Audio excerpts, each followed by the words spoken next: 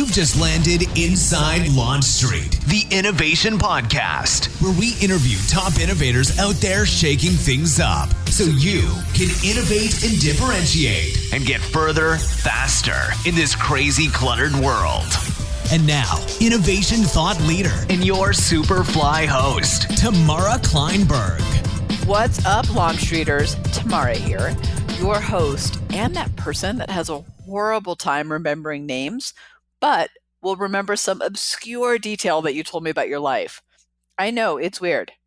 All right, let's dig into this. Early adopters. They're the ones that are willing to try your new-to-the-world idea, and if they like it, they spread it into their communities like wildfire. They are so important to innovation. And no one knows this better than Apu Mody, CEO of Lenny and Larry's. Have you had one of their high-protein, delicious cookies? They're so good. So on Inside LaunchStreet, I talked to Apu about early adopters, why success isn't an overnight phenomenon, and how you need to train your customer or your client when you have a breakthrough product or service.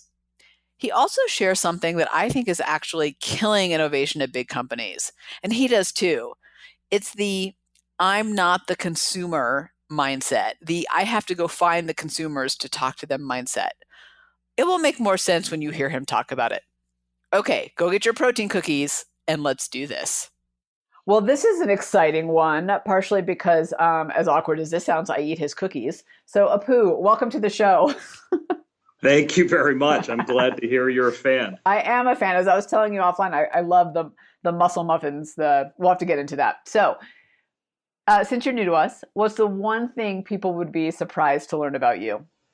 Surprised to learn about me would probably be my first college job, which was selling books door to door. And I ended up doing that for a couple of summers. And so I guess I'm a door-to-door salesman. Okay, so I have to know, did it work? At that time, door sales actually work? Yeah, so I am dating myself, and so I'm sure door-to-door sales don't work very effectively now. Although I feel, I'm doing a similar job now, going retailer to retailer. But at that time, it worked brilliantly, and I ended up doing it for 2 summers. Recruited a bunch of people to go with me, and we all made more money than we expected to make in a summer job.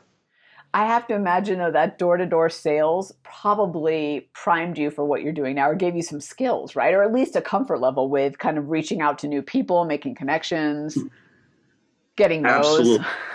Absolutely. Yeah. The no's was really a great learning experience, because we had a motto that, every no just got you closer to the yes. And so the power of persistence was embedded into our brains. And, it was very, very insightful also in just how to be innovative and creative and connecting with people. And eventually, obviously, convincing them that, what you were offering was of some value to them. I think that's how my family bought their original Encyclopedia Britannica, was from a door-to-door salesman. So, right. Yeah, well, I was one of them, and I appreciate the work that they go through. That's fantastic. So let's leap forward. The reason we wanted to have you on the show was to talk about Lenny and Larry's cookies, which I love for a myriad of reasons, not just the flavor and the protein and all that, but also because I think it's an interesting disruptive baked good, which we'll get into.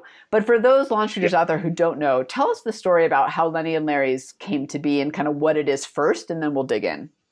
Yeah, so I like a lot of, fantastic companies or products or brands, this was born out of a need that the two founders had. So there were actually 2 guys, not Lenny and Larry, but Benny and Barry, who were, really, really into fitness. And this was almost, 20 plus years ago, really into fitness and on a very strict diet as a result of that. So, chicken breast, eggs, and yogurt. And that was kind of the selection you had, back then. And they kept thinking, we've got sweet tooth, and we need to kind of, feed that part of our craving as well, and not just be, not adhere to this strict diet. And so they created brownies and muffins and cookies with protein, and said, why can't those things be healthier and allow us to still stay on our diet, stay, fitness oriented, but yet enjoy the things that we love to eat. And so that was the genesis of the idea. And, it comes from kind of personal need. And then they realized that, if they made them, friends were asking for them, other, fitness enthusiasts, bodybuilders, et cetera, kept going, wow, like, why hasn't anyone thought of that? And I think some of the greatest ideas come from, that simple, let's just make it for ourselves. We have a need, and then let's figure out if other people have that same need. When they first started it, did people just love it out of the gate? Like, how did the company, right, go from, because I totally get it. So I don't know if I'd call it a guilty pleasure. I'm a CrossFit addict. So I'm always looking for stuff with more protein, which is how I came across the cookies too. But, kind of what was the initial reaction, and how did the company then grow from there?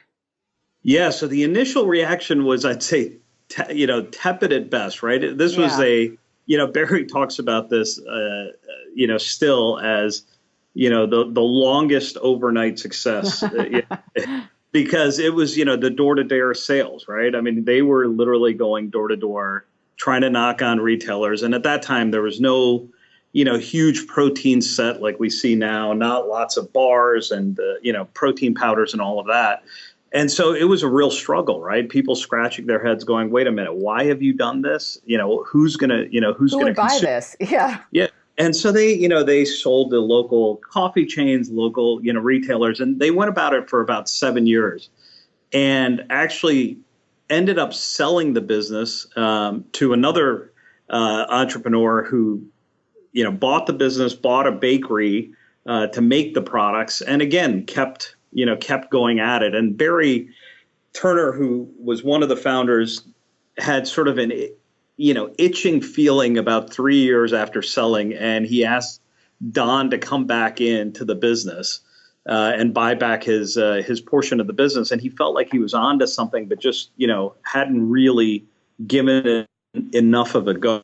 And as things happen, Whole Foods started becoming much more prominent. That was where a lot of people were going to find and discover early young brands. And so we were fortunate that we had the products in Whole Foods, where a lot of, consumers started to discover it, but it was, again, a slow process. And then one of the best things I think in the company's history happened is the bakery we owned burned down. Oh. And I say that because in many ways it was a fortuitous turn, because when you have your own bakery, you're really concerned about keeping it absolutely full. And so you get distracted with, baking other people's products and taking anything you can just to keep, the cash flow. Oh. And so when they got forced to, figure out what to do now, they decided, look, let's focus on these, couple of products we've made with our brand, and let's really just concentrate there. And we'll find, there's plenty of other bakeries. We can find someone else who can bake our products for us.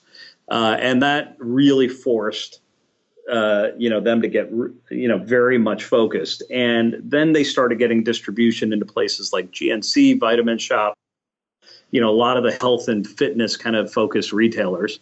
And then eventually, it made its way into what I would call kind of mainstream retailers.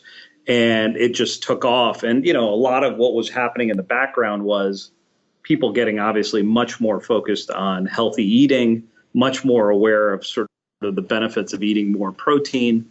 And, all of that really played into kind of the tailwinds that they enjoyed. And they discovered they had a really unique product format, obviously, in a cookie that stood out amongst a sea of, rectangular bars everywhere in the store. So you've said a couple things in there that I want to dig into, because they're so, I think, important to when you've got a product like like this, right? Like Lenny and Larry's, where it's bucking the kind of standard, the obvious in the category. One is, first of all, I'm so glad you mentioned not like the longest overnight success, because I do think that, we don't hear about these things until they're successful. And then we say, oh my gosh, this came from nowhere. When Right. It's been around for 20 years, we just didn't know about it because it had all these hurdles, right, to get to us along the way.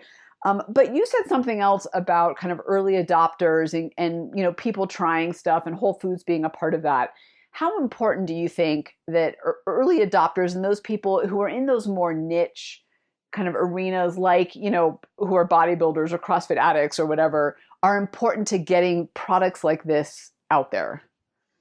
I mean, absolutely crucial, right? Absolutely crucial, because I think, one is those early adopters, especially in food and beverage, really tend to do their research, right? They are either, obsessed or close to obsessed with their health in ways that most of us really aren't, right? And most of us, are sort of, look, I usually just make mental trade-offs, right? If I'm going to have a pizza for dinner, I'm going to have a salad for lunch. And it's my own, mental balance sheet. But, those who are really into it, like you said, you were into CrossFit, I'm sure, you're very, very conscious of, what am I going to have? Oh, yes. Is it the right, is it the right? I have to hit my macros. Carbs and proteins and macros and all that.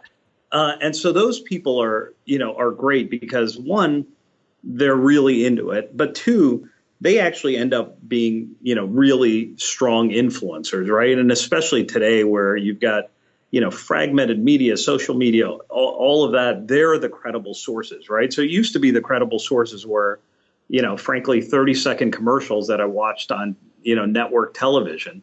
And now the credible sources are, people who are really into it and their passion shows, comes through on social media or other venues. And so the 3-second, I think of it as the 3-second commercial, because eventually what I really want is just give me the 3-second headline. I need something that, I feel is going to be healthier for me, but I need someone else to help me, validate that. Right. And the validators now are no longer the brands with the 30-second commercials. The validators are, these people who have, early adopters who have these platforms where they basically, talk about products they love in these 3-second snippets. It's interesting that you say that. So I took the birthday cookie to the gym with me. And because I just wondered if anyone heard of it. And then I gave everybody a bite because I was like, oh, you should totally try it. They're really good. And then I think within like 48 hours, I got, 3 texts of like, I went and found these at the store. I went and bought them online. And I was like, wow, what you're saying is totally, I hadn't really thought about it. I was just doing a little market research on my own. But it's totally true. Like if you can get those early adopters to buy into your idea, they'll do the work for you.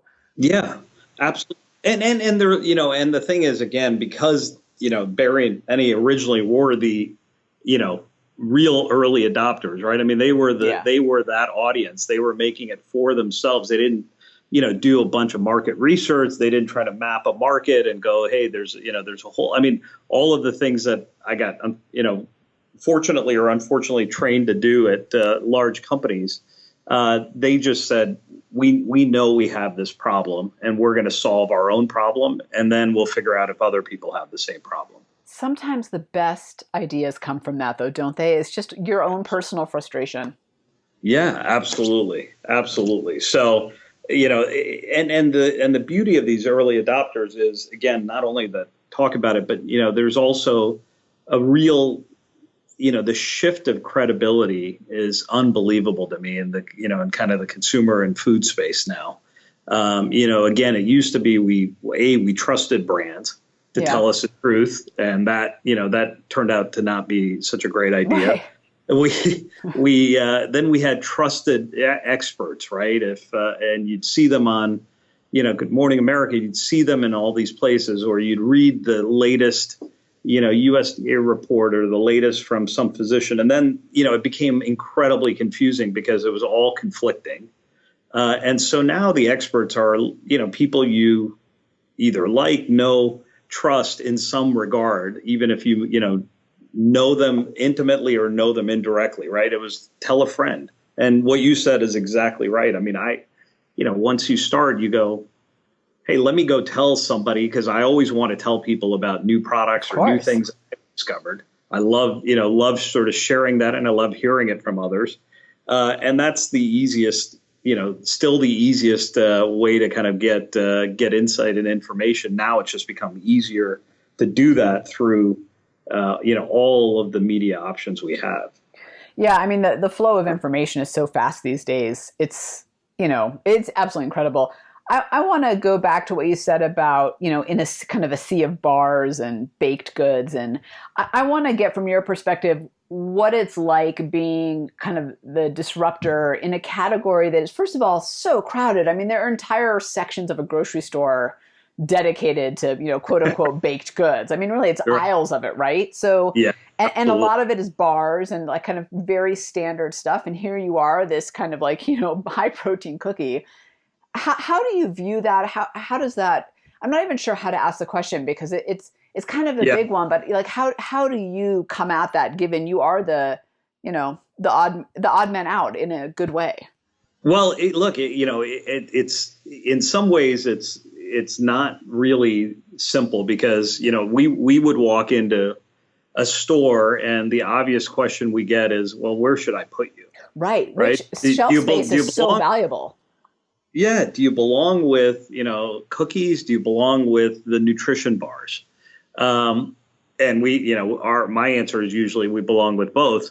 So you should actually put us in both parts of the store. And, that usually doesn't get a lot of immediate embracing of that idea. But, what we find is context matters, right? And right now, the best context for us is, I think we're just a much better alternative to, what people are eating as nutrition bars or protein bars, because to me, that's where, the most immediate source of frustration is. And the source of frustration, amongst those products that we hear often from our fans is, man, I just get tired of those bars. They don't taste that great. And there's kind of a limited number of times I can have that. This tastes like a cookie. It tastes great. And I never thought I'd be eating cookies while I was, watching macros or watching nutrition. And I still get all the nutritional benefits I would have gotten from any of those other products. And so that context today, is our winning context. Now we have you may not have seen it. We have a smaller size, kind of a half size cookie. And what we're finding is that actually works great when we put it in, the cookie aisle, because it's a more, it's a smaller snack. It goes great into a lunchbox. It goes great, in a purse. It's under 200 calories. So it's just, it's less protein, but it's not, but it's still equally sort of satisfying. And the context for that changed partly because we really realized that, the way consumers were, using that product was a little different than the way they were using the larger cookie. And so context in the store makes such a big difference, though, for brands. But, that was one of the challenges we had early on, but it's still a challenge is, where in the store do you belong? And, who do you actually go talk to as a result of, what you're hearing from consumers? And I think actually, I mean, you guys have obviously figured it out, but I mean, that's for launch readers out there listening, that's actually kind of a big hurdle, because shelf space is highly valuable and they don't want to give it up to new products if they think you're not going to turn volume, right? So, that's right. And I remember that from I used to do a lot of work in new product development, and we worked with one of the kind of original fruit press smoothie things. And it was, nobody had any idea where to put it. We had to create our own, end cap just to find new space, because they wouldn't put it anywhere. So you say it as if it's not a big deal, but really that's a huge hurdle in itself. It is a huge hurdle, right? And but the thing is, all right, we do quite a bit of business just on our own retail site. And, so as a result, we're able to kind of hear from our own, from our buyers, where they're, what they're looking for, what they're actually, look, with any food product, you're replacing something to eat this, right? I mean, Yeah. it's not an incremental purchase by any means. And so, we had a lot of time to actually listen and learn from consumers. What were you replacing it with? What are you, using it instead of? And that really then arms you with a lot better information to go walk into kind of a buyer at a retail store and say, look, this is what we hear from our consumers. They've been shopping on our website for 5 years. We've got a lot of information, a lot of data. We, pass new products through to them. We get early information on concepts that we have. And here's what they're telling us. That's such a great approach for launch readers out there listening, to get a little bit of customer validation and feedback first before trying to sell it to the retailers. That's so great. What other either roadblocks or points of resistance have you hit along the journey? Maybe they surprised you even, and how did you overcome them? Yeah, so I mean, look, along the journey, I mean, the beauty of this, and I think a real valuable lesson is, you don't have to start with the perfect product. You start with a product and you make changes as you go, as people give you feedback and you're open to that feedback. And I think when I look back at sort of the history of what these guys built, that was super evident. And so I'll give you a great example. Yeah. So when we started with the product, with the cookie, it was 16 grams of, whey protein.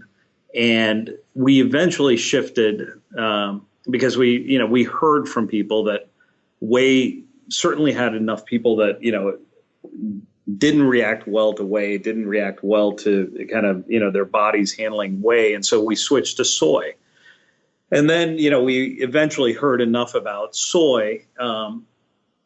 And so then we switched to, where we are today, which is, plant-based proteins entirely. And so, while we never set out to say we were going to go, offer a product that was vegan friendly, it just turned out that way. And, it was a whole journey as we heard from our consumers that, look, you got to change the product or you got to make this adjustment. And, we stayed very open to listening to that and making adjustment. I mean, at some point you want to deliver a product experience that, consumers love. And there's, a lot that can change over time. And, if you assume that you're going to, find the perfect product right from the get-go and never have to change it, I think you're, likely in for some surprises. I have a business colleague who talks about in his business, it's always the 80% rule. As long as it's 80%, right, then you're willing to launch it, because you spend so much time on that final 20%. And that's what actually kind of turns you into analysis paralysis, is that extra, or perfectionist is that 20%. I want to ask you this question because it kind of links to another podcast interview I just did with an innovation expert. And we were talking about how when you trust a company and they do something that you really like solve a need for you, like I would really like some protein that doesn't taste like cardboard in my mouth, that you're willing to put up with things that maybe aren't perfect.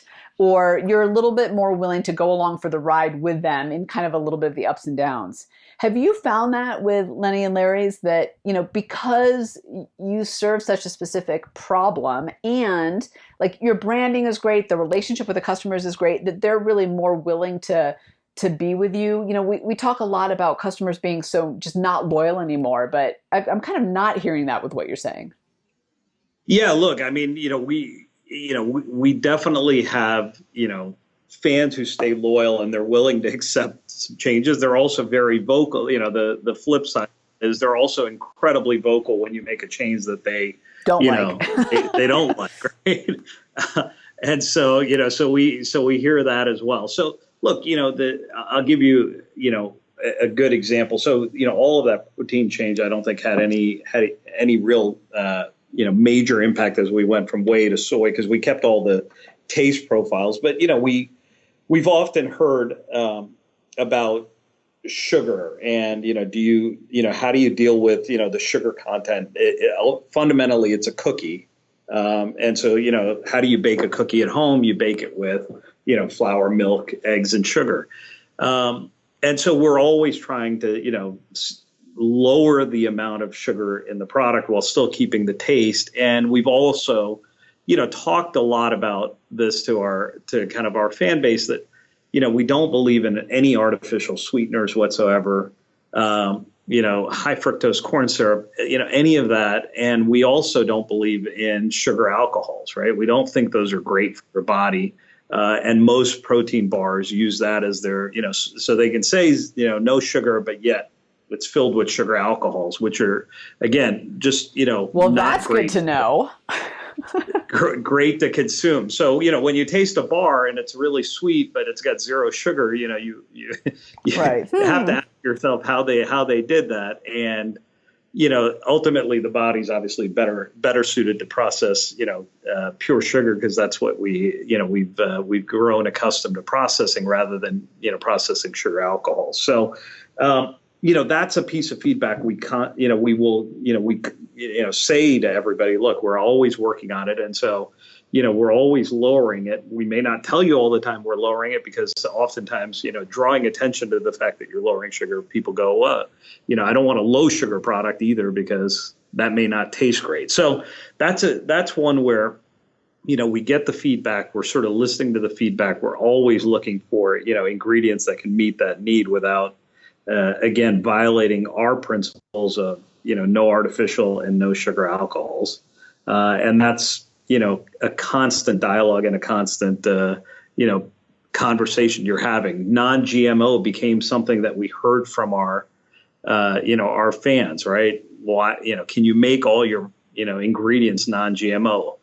So, we started working on doing exactly that, right? We started asking question to our suppliers, is this a non-GMO ingredient? Because, we're going to move our entire cookie to being non-GMO. I want to ask you a question about something that you've referenced now several times that I think is so important to innovation and to building a brand, really. And that's this kind of what you keep saying around constant dialogue with the fans and with the customers. Because I think that oftentimes the mistake that brands and businesses make is they turn customer feedback into this point in time exercise. And I know that because I used to get hired for it, and they'd spend a lot of money to do focus groups and ethnographies and, fill in the blank. And then it was like the door shut, right? They would take that information and then go internally, and the customer dialogue stopped. And, you've talked about it, and I consistently hear it from successful businesses that customer, it's a conversation, not a point in time. So how do you think about that, and how do you actually operationalize that so that you're constantly getting that feedback? And I'd love to just put a little carve out in there for our LaunchStreet listeners to know that, social media doesn't necessarily mean they're listening. So, it's one of those things where it seems like they're having a dialogue, but it's someone just making sure they responded to you, but it's not actually getting inside to the people making decisions. So all that is to ask you, Apu, how do you operationalize that constant dialogue you keep talking about? Yeah, so I would say there's two really important components of it. And one is, this may sound a little odd, but, the thing that was profound for me coming into kind of Lenny and Larry's is you've got an employee base that are literally, rabid fans of the brand and the product. And, it sounds like, well, geez, shouldn't that always be the case? I can tell you, there's lots of times where, you're hiring, people who this is a point in time for them, or this is an interesting, career move or whatever it is. One of the things that I found when I got here was literally everybody here is a raving lunatic fan of the brand. Wow, that's incredible. Now when we hire, whether it's, someone in our warehouse, someone in our customer service group, whatever, I mean, we literally ask that question, is this a product you could actually go sell? Right? Would you go sell this to your family and friends? And it's not that it's a requirement of the job, but I want to know, do you really believe what we're doing? Do you believe in the products we're making? Because if you don't, to me, that's always been fundamental is, I had sort of this thing I called the kids rule, right? If I didn't work on products that I would feel great about giving to my own kids, then, I probably shouldn't go work on that. Right. And it's simple, but, oftentimes it's easy to kind of get swayed. Well, I got a promotion, or I got this, or I got that. So our employees are, these super fans. And so they want, everything we do here, we're a small team. And so anytime we have a new idea or a new concept, we literally, go quickly bake it up, and we have our employees taste it, right? And go, what do you think? Like, is this something, that makes sense for us? Is this something you would eat? Does it taste great? All of those questions, because that's frankly, the first point of truth for me is, I've got all these fans. Why don't I, why not really use that? And then the second is, we have a whole kind of army of brand ambassadors. And so these are people that, have reached out to us. They love talking about the product, and they frankly, they just love the brand, and they are our super fans. And so we, often give them, T-shirts, discounts, whatever, to, make sure we nurture that relationship. But nurturing that relationship is two ways. They also constantly give us feedback. And so when I have questions, I can literally I can, type out an email, or I can send out, a survey to a group of that ambassador, the ambassadors, and I get honest feedback. I mean, they don't hold anything back, because they're not worried about, am I really, what am I going to get out of this? They know I'm going to, ask them questions. I'm going to have new flavors that they get to try first, and they let me know, this is great, this is terrible, this doesn't work. And so, the beauty of this, and this is unique, is the employee piece, because I don't think I've ever been, in a company where I've had, everyone around me just constantly eating the product, loves the product, lives, parts of the lifestyle, really tries to, be healthy. And so gives you honest opinions about all of our products. And then you've got ambassadors that we've kind of nurtured over a course of 5 or 7 years, where, they really love the connection they have, but they also give us feedback on what's going well, what's not going well. It's funny. I think we often forget that our own employees are people, they're out there, they're customers of us and other stuff too. So why wouldn't we ask them? And even better that they're raving fans, right? And they know the business, but they're out there in the world shopping and eating, and why wouldn't we ask them? I mean, it's almost when you said that, I was like, oh my God, of course. Like, why wouldn't you? But I don't know. I used to hear this often, that, as I grew up sort of then, in the marketing function at some different companies, and I would always hear people say, but remember, we're not the consumer. Right. And it was like, it struck me as bizarre, right? Like, why do you assume we're not the consumer? And if we're not, let's go find some people who are, because, we should have that mindset all around us every single day. So, God forbid I have someone who's fantastic at product development, but doesn't like our products, right? Like that sounds so odd. And yet, that's a mantra people use all the time. Remember, we're not our consumers. Yeah. And you go, no, I actually want us to be our consumers. I want us to be, everyone has that mindset that if I can't advocate for the product and I can't go sell it to my family and friends, then it's probably, there's something wrong. Yeah, I totally agree with you. That's why I think it's so mind-blowing and obvious at the same time. And, and I think that's why, consumer research becomes this point in time exercise, because we somehow decided when we walk through the doors of our office that we're not a person, like we're not the consumer. We don't. Yeah. And of course you should use the brand that you work on. Otherwise, how do you understand it? Yes. Right. Yeah. And how do you understand the experience others are having with it, the interactions others are having with it, and have empathy for that. Right. And not to negate, to your point, asking other people as well. You don't want to keep it only within your four walls, because you can get bogged down with almost too much information too, because you know too much. Yeah. Right. But yeah, no, you're right. Remember, we're not the consumer. That's what I used to hear in the back of the room of the focus groups all the time. Well, we're not the consumer, so we need to listen, which is, I want you to listen, but I also don't want to do focus groups, but that's a different conversation. Yeah, that's a whole. Yeah, it's a whole. I have a whole soapbox around why those are ridiculous. But we'll go there another time. I would love to know where you're headed. What's your vision for Lenny and Larry's moving forward?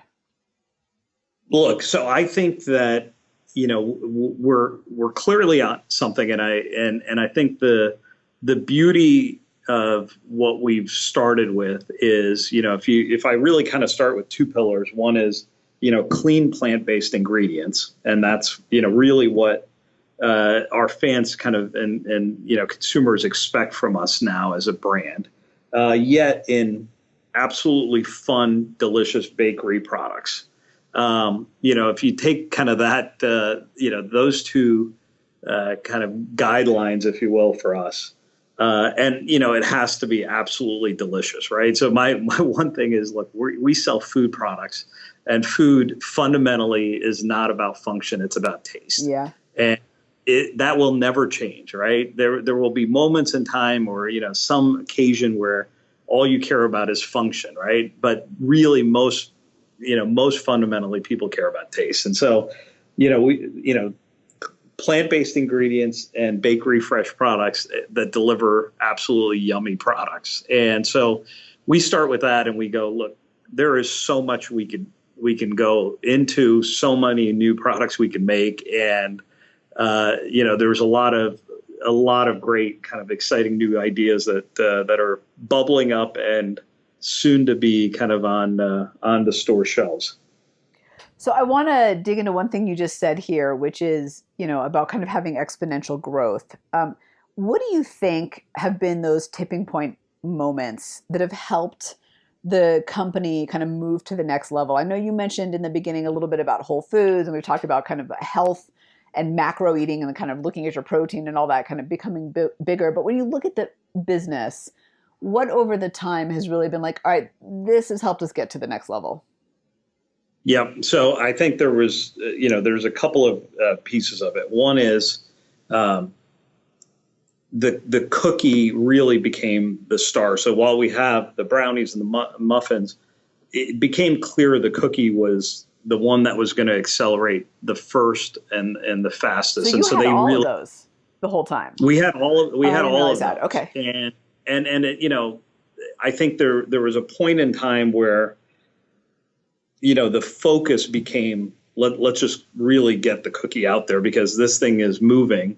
And I think that initial focus really helped because, you can walk in and be distracted. Now I've got 20 items to sell you. Which one do you want? Right. And, I'll sell you anything that I have type of thing. So focusing and realizing that the cookie initially was going to be the real star off the bat. And so that created focus. So then, we could develop new flavors. We had a wide assortment that we needed to be in retail. Second was, a couple of, I would say, retail partnerships, really, because they were, early adopters of the brand. They kind of put their necks out on the line and really took a chance on the brand, and that helped, tremendously. And then the third was, they made the Don and Barry made this kind of, aha change, which seemed risky at the time. We were in a kind of a clear cellophane package. And we went to what's our current package, and it did two things. One is the brand just made a bigger impact on shelf, but it also extended our shelf life from, 3 months to kind of, 12 months. And then you could go national. You weren't just limited to, local retailers. And so the combination of those three things, focus, some real early adopter retailers that I say would took a risk and made big bets on us. And then this, changing of the packaging made a huge impact. And that's when, growth really in the last couple of years has just been, like you said, exponential. So I just want to pause for a second. So for LaunchStreeters, these three are so important. And I'm going to go back to what Apu said in the beginning about of these three, of focusing on the cookie. I think that's a massive challenge that we all have. And I know I'm guilty of it, of like, here are my 3 ways that I could help you innovate. And people are like, I don't know where to focus. So that idea of, hey, what's your cookie? What are you focusing on? I think is so important. And I will tell you this, being newer to to you. I knew about the other stuff after I started digging, but it was because of the cookie that I came into it as a customer. Right. So I could totally see where you're coming from. It's too many options actually works against you, even though you think, oh, I should have a plethora of choices for customers so they can have what they want. You gotta start somewhere. Exactly. You have to have your way in. And then, is there room for our, muffin and our brownies and all that? Absolutely. Right now, as people discover the cookie, there's great other options to offer them. But at first, you have to have, something that's going to be, the driving force and that you're going to put, all your energy and time behind. And I would think, and correct me if I'm wrong, but cookie sounds tasty no matter what. Where muffin, the other stuff, like you have to still convince me that it tastes good. But right. Simply because it's a cookie, I go in with the assumption that, oh my God, it's got all this protein, and obviously it tastes good. It's a cookie. Exactly. Who doesn't love eating cookies? What? Before I get to the last question, where would you like people to go to learn more and connect? So, you can, absolutely, obviously go onto our website. You can go onto my LinkedIn and, find me there. I think there's probably not too many Apu Modys on LinkedIn. And those are probably the best places to find out more and learn more. And then we're obviously on every social media platform, Instagram, Facebook, all of that, and you'll learn a lot more about the company and how we connect with our ambassadors and with our fans. And I would just say to launch leaders out there listening, go online, go to Lenny and Larry's and get the cookies because they really are delicious. So that's just to go buy them and at least try them. And then if you don't like them, fine, but at least try it. Try. Yeah, exactly. Yeah, I'm all about the try. So my last question for you is, what's one piece of advice you have for launch leaders out there that are looking to kind of drive that massive growth or get to that acceleration part of the curve like Lenny and Larry's has? Yeah, I would say, be persistent, be focused, and, find a few both, fans to get real feedback from and retailers, one or two retail partners where you can really go deep and, build a strong relationship and a partnership with. Don't try to spread yourselves too thin. I'm so glad that you mentioned that. I'll tell you, I have a few clients out there who, whether I'm actually engaged doing work with them or not, I know I can always pick up the phone and say, hey, what do you think about this? And those relationships have been invaluable to our organization in a way that I don't think we would have had success when we launched if we hadn't had those relationships, to your point about it's just a few. It's not everybody. Right. It's just a few key ones. Yeah, exactly. That, we'll give you the honest opinions and won't hold back, but we'll also be, huge supporters and give you great ideas to accelerate. All right, last question. What's your favorite product and flavor? So my favorite product about to come out, actually, so I've switched. Oh. Or I switched like literally month. But right now, my running favorite product is our new apple pie cookie, which is actually set to get out this month. Oh my gosh, that sounds delicious. It's going to be fantastic. I'll make sure you get some so you can try it. I'll be all over it, believe me. I'll take it to the gym, give everybody a bite. Exactly. Yeah. Well, Apu, thank you so much. This has been thanks very much. Fantastic. Really enjoyed it. Absolutely. Thanks very much. Don't go yet.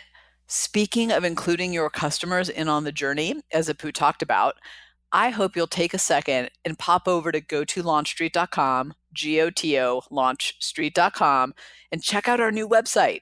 There are tons of resources, blogs, vlogs, and the ability to discover your unique innovator archetype. All of that is on the site. We've done some major stuff. I also think it's going to show you the direction and the vision that we have and where we're really putting a stake in the ground. So I'm super excited to let you in on it. Go check it out. Tell me what you think. All right. Browse, get innovative. Tamara out.